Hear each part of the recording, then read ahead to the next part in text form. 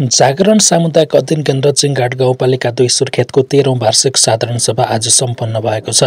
जागरण सामुदायिक अध्ययन केन्द्रको साधारण सभा काँडापोखरीमा अध्ययन केन्द्रको आफ्नै भवनमा सम्पन्न भएको हो। निराप्रावि काँडापोखरी विद्यालयका विवेश अध्यक्ष चन्द्रबहादुर खत्रेजुको प्रमुख आतिथ्यतामा साधारण सभा सम्पन्न भएको हो। कृषि तथा पशुपालन, तरकारी तथा फलफूल खेती, साना तथा घरेलु उद्योग, साना व्यापार व्यवसाय यस अध्ययन केन्द्रका लगानीका क्षेत्रहरू रहेका छन्।